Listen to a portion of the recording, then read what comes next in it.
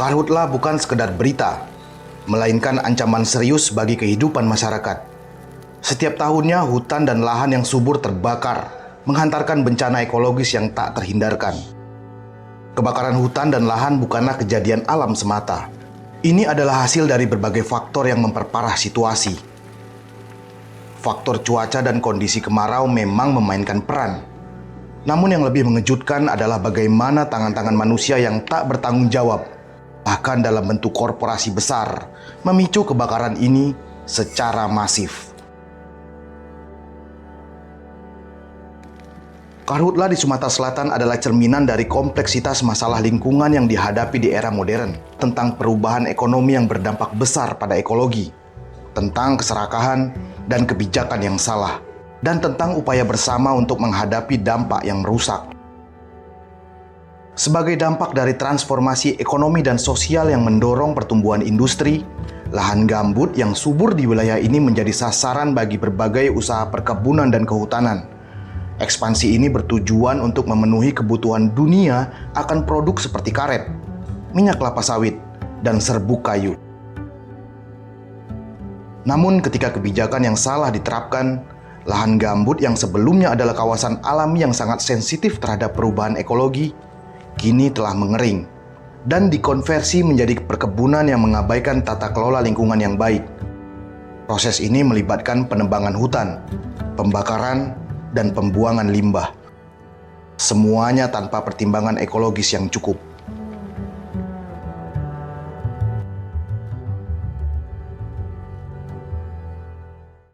Ini adalah cerita tentang penderitaan dan perjuangan masyarakat yang harus menghadapi konsekuensi yang melibatkan 3 aspek utama, yaitu kesehatan, ekonomi, dan lingkungan.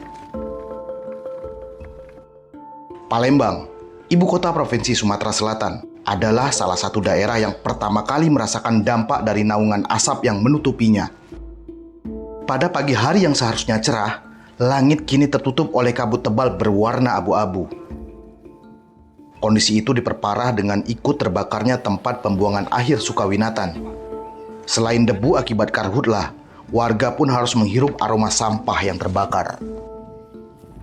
Warga sini merasakan sesak napas, batuk-batuk, sakit tenggorokan, sama kasihan anak-anak sekolah sampai diliburkan, Pak, ya. Kami khawatir kebakaran semakin parah, Pak. Sudah mendekati rumah warga oleh cuaca kemarau yang panjang ini. Angka indeks standar pencemaran udara yang melonjak melebihi ambang normal adalah cerminan dari krisis kesehatan yang muncul.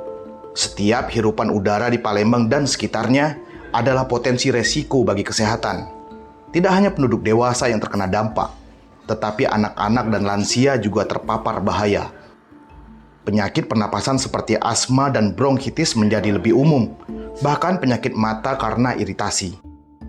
Rumah sakit dan fasilitas medis terbebani dengan lonjakan pasien yang mencari perawatan akibat masalah kesehatan yang disebabkan oleh asap dan polusi udara ini. Sebagai akibat dari karhutla, banyak sektor ekonomi terdampak. Pertama-tama sektor pertanian dan peternakan menderita kerugian besar. Tanaman gagal tumbuh, peternakan menderita kerugian besar dan hasil pertanian menurun secara signifikan. Masyarakat yang tergantung pada sektor ini untuk kehidupan mereka harus menghadapi kerugian ekonomi yang serius. Selain itu, sektor pariwisata juga terganggu. Wisatawan yang tidak lagi tertarik datang ke daerah yang diselimuti oleh asap dan kabut, sehingga pendapatan dari pariwisata menurun. Ini juga berdampak pada lapangan pekerjaan yang mengakibatkan pengangguran meningkat. Dampak lingkungan adalah yang paling tragis. Tanaman, tumbuhan, dan aliran air tercemar, memicu efek domino. Hutan yang terbakar menghancurkan ekosistem yang berharga dan mengancam keberlanjutan alam. Habitat satwa liar musnah dan biodiversitas terancam. Selain itu, peningkatan emisi gas rumah kaca akibat pembakaran hutan dan lahan berkontribusi pada perubahan iklim global. Peningkatan suhu, perubahan pola hujan, dan cuaca ekstrim memang sering kali terjadi. Semua ini merugikan ekosistem yang semakin rentan terhadap kebakaran. Dari semua kekhawatiran ini ada panggilan kepada semua pihak untuk mengambil tindakan dan mendorong perubahan yang lebih berkelanjutan untuk melindungi kesehatan, ekonomi, dan lingkungan yang kian terancam. Di tengah semua kekacauan ini, ada petugas di lapangan berjuang keras. Mereka tahu bahwa setiap saat adalah perjuangan untuk mengendalikan dan memadamkan api, serta meminimalisir resiko. Pakaian pelindung dan masker menjadi bagian dari identitas mereka saat mereka bergerak di antara hutan yang terbakar, menghadapi suhu yang tak tertahankan dan asap yang sulit untuk bernafas. Sampai dengan saat ini terutama di wilayah Jungkal ada 100 orang Manggala Agni yang kami terjunkan, itu kolaborasi dari Manggala Agni Sumsel dengan Manggala Agni Jambi. Petugas pemadam kebakaran hutan dan lahan, relawan dan para pekerja kemanusiaan yang bekerja di lapangan telah melakukan pengorbanan besar untuk melindungi kehidupan dan lingkungan. Mereka tidak pernah lelah, walaupun terkadang mustahil untuk memahami betapa beratnya tugas yang mereka emban. Teman-teman bertenda di situ di lapangan, ada beberapa tenda di situ, dilengkapi dengan logistik dan sebagainya yang memang karena harus merespon lebih awal supaya biar segera selesai. Beberapa titik yang lain seperti di Ogan Ilir, kami tempatkan juga 45 orang Manggala Agni ada di sekitar situ untuk pengamanan wilayah jalan tol, 3 ruas jalan tol, tol Kayu Agung, tol Palindra, kemudian tol Prabu Mulih dan jalan lintas. Penanganan di situ membutuhkan kecepatan dan memang respon yang 24 jam penuh. Perjuangan ini adalah simbol dari kekuatan manusia dalam menghadapi bencana yang diciptakan oleh manusia itu sendiri, namun juga menjadi cermin dari kegagalan sistem yang memungkinkan karhutla berlangsung selama bertahun-tahun. Regulasi yang ketat dan penegakan hukum yang kuat sangat diperlukan untuk mencegah karhutla dan melindungi para petugas di lapangan.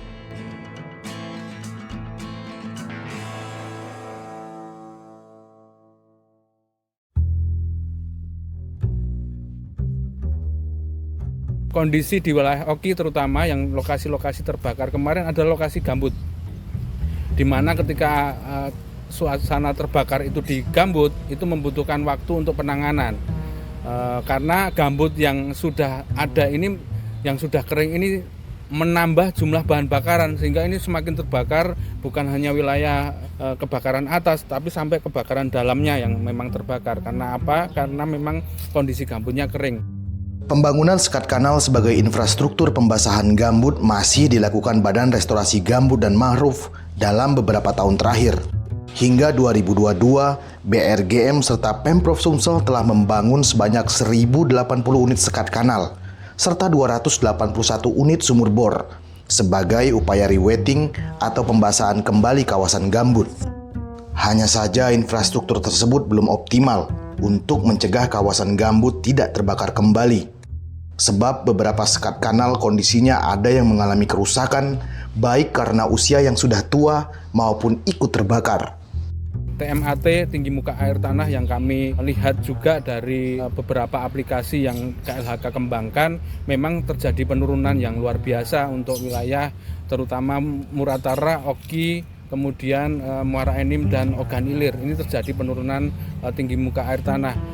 Akibatnya apa? Akibatnya sumber air yang untuk pemadaman ini semakin kecil, semakin susah kami mendapatkan air. Tentunya itu menjadi kendala yang besar. Meski Kabupaten Oki memiliki luasan lahan gambut yang paling besar, namun lahan tersebut berada di kawasan konsesi perkebunan, sehingga sebagian besar sekat kanal yang dibangun oleh BRGM maupun Pemprov Sumsel tidak berada di wilayah itu, justru dibangun di Kabupaten Muba dan Banyu Asin.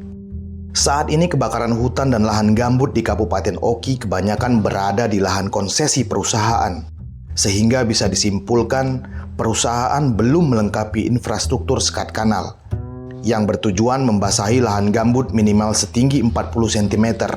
Terbukti dari banyaknya lahan perusahaan yang disegel oleh Kementerian Lingkungan Hidup dan Kehutanan.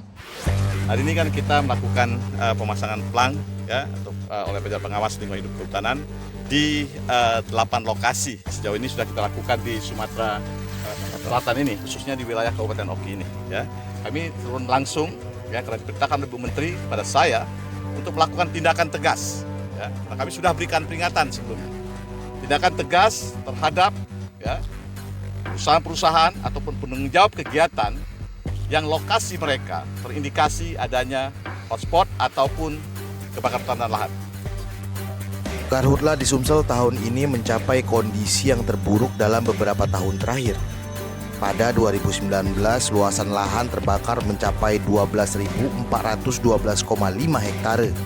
Jumlahnya turun di 2020 menjadi 834 hektare, yang kemudian kembali meningkat pada 2021 dengan 2.003 hektare.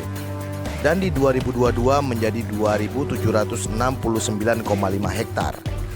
Sementara selama periode Januari hingga September 2023 ini, jumlah luas lahan terbakar sudah mencapai 32.496 hektar. Padahal anggaran yang digelontorkan baik pemerintah daerah maupun instansi vertikal tingkat kementerian tidaklah sedikit. Anggaran pencegahan dan penanganan karhutla di Pemprov Sumsel saja hampir menyentuh angka 100 miliar rupiah dalam kurun waktu 4 tahun terakhir. Besaran anggaran tersebut rupanya tidak menyurutkan luas lahan yang terbakar. Dari hasil penelusuran pada 2019, dana penanganan karhutla mencapai 1,7 miliar rupiah. Jumlah tersebut meningkat di 2020 yang mencapai 40 miliar rupiah. Lalu di 2021 dana penanganan karhutla turun menjadi 30 miliar rupiah yang dialokasikan ke sejumlah instansi terkait untuk pembelian peralatan penanganan karhutla. Namun di tahun 2022 dan 2023, dana penanganan karhutla ini tidak pernah secara spesifik disebutkan, termasuk untuk kegunaannya, sehingga disinyalir menjadi penyebab kebakaran hutan dan lahan yang mencapai puncaknya pada tahun ini. Dari kacamata Hutan Kita Institut, penanganan kebakaran hutan dengan dana miliaran ini terkesan sia-sia. Perlindungan dan pengelolaan gambut di Sumsel telah banyak dilakukan dan juga banyak pembiayaan yang dikeluarkan. Namun pendekatan yang dilakukan masih sebatas parsial. Selain itu, perlindungan dan pengelolaan gambut juga belum berintegrasi dalam satu lanskap, melainkan masih dilakukan terpisah atau sendiri-sendiri. Hutan Kita Institut menilai, seharusnya yang perlu dilakukan adalah membuat master plan yang berbasis lanskap, sehingga semua pihak melakukan kegiatan terarah mengikuti master plan, baik dalam konteks penataan air maupun pemanfaatannya. Karena tidak dimulai dengan membangun master plan inilah, maka tidak ada patokan dan arahan sehingga upaya saat ini dapat dibilang sia-sia, meski telah menggunakan dana yang besar. Saat kita menyalahkan cuaca dan kemarau, kita seringkali mengabaikan kenyataan bahwa kebijakan dan praktik korporasi yang merugikan lingkungan adalah faktor yang jauh lebih signifikan dalam memicu karhutla. Pemerintah harus lebih tegas dalam menegakkan regulasi lingkungan dan memastikan bahwa korporasi bertanggung jawab atas tindakan mereka. Nah, hari ini instrumen pencegahan yang dikeluarkan oleh KLHK tidak berjalan dan instrumen penegakan hukum masih lemah. Nah, sehingga apa yang seharusnya dilakukan ya itu tadi cabut, karena sudah diberikan kesempatan untuk melakukan perbaikan agar tidak terjadi kebakaran hutan dan lahan, tapi tidak ada upaya yang mereka lakukan. Mereka hanya terlalu fokus terhadap bisnisnya. Karhutla adalah bukti nyata dari bahaya ketidakberdayaan ketika kita hanya berpikir tentang keuntungan semata. Bahkan yang sangat disayangkan, Presiden Jokowi pun sudah turun ke lokasi perusahaan Tempirai Palm Resort yang 2015 tempo hari yang menginstruksikan bahwa perusahaan itu harus dicabut. Tapi 2016, 2017 sampai 2019 masih tetap beroperasi dan sampai sekarang. Di tahun 2023 ini terjadi kembali kebakaran hutan dan lahan. Nah, ini kan instrumen Jokowi yang sudah menginstruksikan pencabutan itu seharusnya ini sudah dilakukan di 2015 tempo hari. Artinya bisa jadi kemungkinan 2023 ini tidak ada kebakaran yang terjadi di konsesi itu. Sudah saatnya kita berbicara tentang solusi untuk mengakhiri karhutla dan melindungi masyarakat, lingkungan, serta masa depan yang lebih berkelanjutan. Kita harus merangkul peran penting pemerintah dan korporasi. Inilah saatnya kita bertindak bersama. Pemerintah harus menetapkan regulasi lingkungan yang ketat dan memastikan penegakan hukum yang kuat. Hal ini termasuk sanksi yang keras bagi perusahaan yang melanggar hukum lingkungan. Pemerintah harus mewajibkan perusahaan untuk melaporkan tindakan mereka yang berkaitan dengan hutan dan lahan. Informasi ini harus tersedia untuk publik, sehingga masyarakat dapat mengawasi praktik perusahaan. Di sisi lain, pemerintah juga harus transparan dalam pencegahan dan penanganan, serta memberikan akses yang luas bagi masyarakat untuk mengetahui dana pencegahan dan penanganan yang digunakan. Misalnya untuk apa saja yang telah dilakukan selama ini dan ke depannya. Program pendidikan dan kesadaran publik juga harus ditingkatkan. Masyarakat perlu memahami dampak karhutla dan peran mereka dalam menjaganya. Ini juga akan memberi tekanan kepada pemerintah untuk bertindak lebih tegas, menghalau jerebu agar berlalu.